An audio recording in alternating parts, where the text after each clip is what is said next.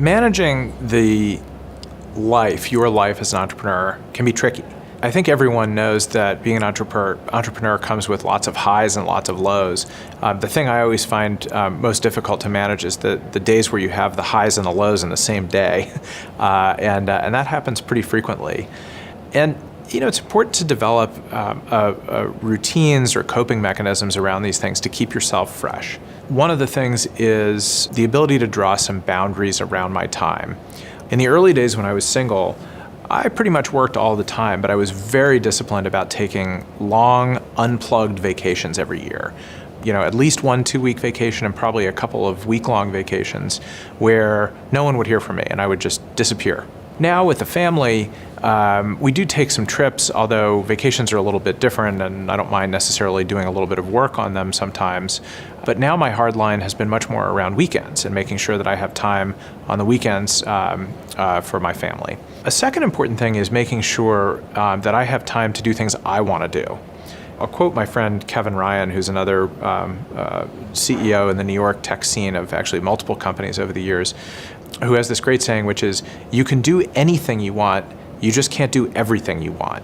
I've always found it very important to maintain some friendships, to maintain some hobbies and some interests, whatever the things are that are most important to me. You can't do all of them all the time because you do have lots of obligations at work, but being able to maintain some of them and some semblance of your own identity is very important.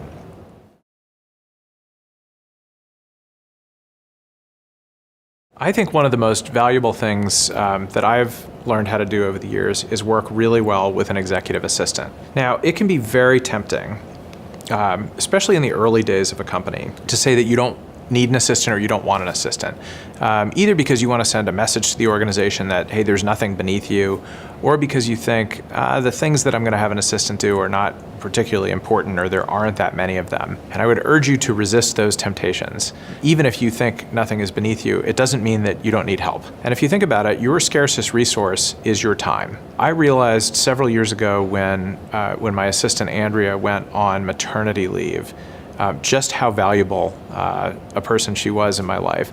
And I estimated in the 4 months that she was out that I spent 3 to 4 hours a day doing work that I was otherwise handing off to her. And that work still had to get done. And what that meant was I either wasn't doing other things or I was just working a lot longer. Getting good at delegating things to an assistant and getting comfortable with the fact that even handing off tasks that might only take you 5 minutes, 3 minutes, that work adds up over time. I've also found that there are lots of different models for assistants, and again, there's not a right answer to it, but you have to find one that's right for you.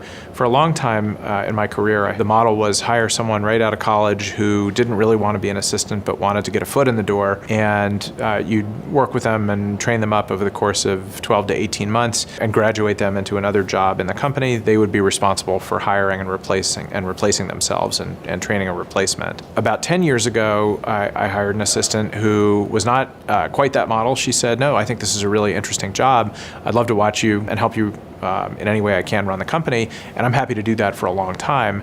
My assistant and I just celebrated our 10th anniversary together, and it's been a fantastic partnership. And one of the great things about having her work with me that long is she's just accumulated more and more and more responsibilities over time because she gets more and more productive and efficient at the things that she's doing, and she's gotten to the point where she can anticipate a whole lot of things here. When you have that model, you end up paying the person a lot more money over time, but you also get a lot more value out of them.